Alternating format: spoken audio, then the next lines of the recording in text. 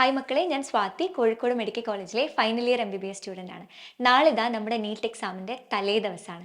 NEET എക്സാമിൻ്റെ തലേ ദിവസം വളരെ ഇമ്പോർട്ടൻ്റ് ആണ്. എന്താ ഞാൻ പറഞ്ഞുതരാം. കാരണം ഇത്രയും കാലം കഴിഞ്ഞൊരു 1 or 2 years ആയിട്ട് നിങ്ങൾ വലിയൊരു മാരത്തോൺ ഓടിക്കൊണ്ടിരിക്കുകയായിരുന്നു. ഈ നീറ്റ് എക്സാമിന് വേണ്ടിയിട്ട് നിങ്ങളുടെ കംപ്ലീറ്റ് ബോഡിയും മൈൻഡും ഒക്കെ ഇതിൽ മാത്രം ഫോക്കസ് ചെയ്തിട്ട് കഴിഞ്ഞൊരു 1 or 2 years നിങ്ങൾ പഠിച്ചുകൊണ്ടിരിക്കുകയായിരുന്നു. അപ്പോൾ 2 ദിവസം കഴിഞ്ഞാൽ നീറ്റ് എക്സാം ആണ്. നിങ്ങൾ ഇത്രയും കാലത്തെ എഫേർട്ടിന് ഏറ്റവും ബെസ്റ്റ് ഔട്ട്പുട്ട് കിട്ടുന്ന രീതിക്ക് നമുക്ക് നീറ്റ് എക്സാം എഴുതണം. അപ്പോൾ തലേ ദിവസം നിങ്ങൾ ശ്രദ്ധിക്കേണ്ട വളരെ ഇമ്പോർട്ടൻ്റ് ആയിട്ടുള്ള കുറച്ച് കാര്യങ്ങളാണ് ഈ വീഡിയോയിൽ ഞാൻ പറഞ്ഞിരുന്നത്. ഫസ്റ്റ് തിങ്, നിങ്ങളുടെ ഉറക്കം.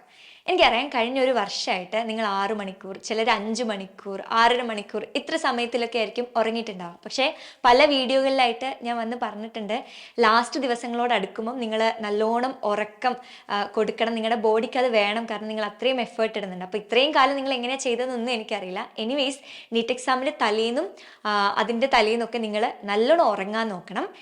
മിനിമം ഒരു 7 to 8 hours ഉറക്കമുണ്ടെന്ന് ഉറപ്പുവരുത്താം.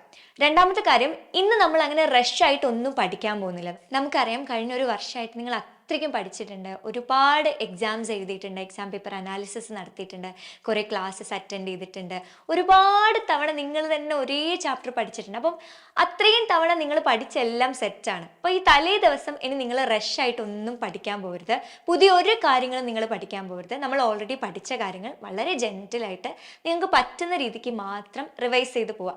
എനിക്കറിയാം, ഇപ്പോൾ ഒരു വർഷമായിട്ട് പഠിച്ച 19 ചാപ്റ്റേഴ്സ് ഒറ്റ ദിവസം കൊണ്ട് കംപ്ലീറ്റ് റിവിഷൻ ഒന്നും നടക്കില്ല. പക്ഷേ ഈ തലേ ദിവസം നിങ്ങൾ ഫോക്കസ് ചെയ്യേണ്ട ചാപ്റ്റേഴ്സ് എന്ന് പറയുന്നത് mainly biology chapters, inorganic chemistry chapters, പിന്നെ ഫിസിക്സിൻ്റെ ഒക്കെ ഇക്വേഷൻസ്, ഫിസിക്കൽ കെമിസ്ട്രിയുടെ ഒക്കെ ഇക്വേഷൻസ്, ഇങ്ങനത്തെ കാര്യങ്ങളൊക്കെ വളരെ ജെൻറ്റിലായിട്ട്, നിങ്ങൾ ഒരു തരത്തിലും റഷാക്കാതെ ജെൻറ്റിലായിട്ട് റിവൈസ് ചെയ്യാൻ നോക്കുക. പിന്നെ ഞാൻ നീറ്റ് എക്സാമിൻ്റെ തലേ ദിവസം ചെയ്ത വളരെ നല്ലൊരു കാര്യമായിട്ട് എനിക്ക് തോന്നുന്നത്, എനിക്ക് വളരെ ക്ലോസ് ആയിട്ടുള്ള ആൾക്കാർ, എൻ്റെ പ്രിയപ്പെട്ട അധ്യാപകർ, എൻ്റെ പാരൻസ്, എൻ്റെ ക്ലോസ് റിലേറ്റീവ്സ്, ഇവരെയൊക്കെ കുറച്ച് പേരെ വിളിച്ചിട്ട് ഞാനിങ്ങനെ നാളെ നീറ്റ് എക്സാം എഴുതാൻ പോവാണ് കേട്ടോ, ബ്ലെസ്സിങ്സ് വേണമെന്നൊക്കെ ഞാൻ വിളിച്ച് പറഞ്ഞിരുന്നു. ആൻഡ് അവരുടെ ഒരു ബ്ലെസ്സിങ്സും പ്രാർത്ഥനയൊക്കെ പിറ്റേന്നത്തെ എക്സാം നല്ലോണം എഴുതാൻ എന്നെ പ്രിപ്പയർ ആക്കിയതുപോലെ തോന്നിയിട്ടുണ്ട്. അപ്പം നിങ്ങളും അത് ചെയ്യുകയാണെങ്കിൽ നിങ്ങൾക്ക് തന്നെ ഒരു പോസിറ്റീവ് എനർജി കിട്ടാൻ സാധ്യതയുണ്ട്. അടുത്ത കാര്യം നിങ്ങൾ ചെയ്യേണ്ടത്, നാളെ എക്സാമിന് കൊണ്ടുപോകേണ്ട എല്ലാ കാര്യങ്ങളും സെറ്റാക്കി വെക്കുക എന്നുള്ളതാണ്. നിങ്ങളുടെ അഡ്മിറ്റ് കാർഡ്, എക്സ്ട്രാ കൊണ്ടുപോകേണ്ട ഫോട്ടോസ്, ID കാർഡ്, ഒരു ട്രാൻസ്പെറൻറ്റ് വാട്ടർ ബോട്ടിൽ, ഇങ്ങനെ എല്ലാ കാര്യങ്ങളും സെറ്റാക്കി വെക്കുക. നമ്മൾ ഓൾറെഡി ഒരു ഡീറ്റെയിൽഡ് വീഡിയോ സൈലത്തിൻ്റെ ചാനലിൽ ചെയ്തിട്ടുണ്ട്. എന്തെങ്കിലും ഡൗട്ട് ഉണ്ടെങ്കിൽ നിങ്ങൾക്ക് അത് പോയിട്ട് റീവിസിറ്റ് ചെയ്യാം. അപ്പോൾ ഇത്രയും കാര്യങ്ങളാണ് നിങ്ങൾ നീറ്റ് എക്സാമിൻ്റെ തലേ ദിവസം നോക്കേണ്ടത്. ഒരിക്കലും ഒരു തരത്തിലും റഷ് ചെയ്യരുത്. വളരെ ജെൻറ്റിൽ ആൻഡ് കാമായിട്ട് എല്ലാം അപ്രോച്ച് ചെയ്യുക. വളരെ പോസിറ്റീവായിട്ട് ചിന്തിക്കാൻ നോക്കുക. ചിലപ്പോൾ ഇങ്ങനെ ടെൻഷനൊക്കെ ആവും, എന്താവും നാളത്തെ എക്സാം എന്നൊക്കെ ആലോചിച്ചിട്ട് അപ്പോഴൊക്കെ മനസ്സിൻ്റെ അടുത്ത് പറയാം, ഇത്രയും കാലം സൂപ്പറായിട്ട് പഠിച്ചിട്ടുണ്ട്, നാളത്തെ എക്സാം വളരെ നല്ലതായിരിക്കും, എനിക്ക് നല്ലോണം എഴുതാൻ പറ്റും, എന്തായാലും നല്ലൊരു റാങ്ക് കിട്ടുന്നൊക്കെ മനസ്സിൻ്റെ അടുത്ത് പറയാം. വളരെ റിലാക്സ്ഡ് ആയിട്ട് തലേ ദിവസം നിങ്ങൾ കൊണ്ടുപോവുക, നല്ലോണം ഉറങ്ങുക. ആൻഡ് നിങ്ങളുടെ ഫുഡൊക്കെ ശ്രദ്ധിക്കാൻ നോക്കുക. വളരെ ഹെവി ആയിട്ടുള്ള ഫുഡ് ഐറ്റംസ് ഒക്കെ ഒഴിവാക്കുക.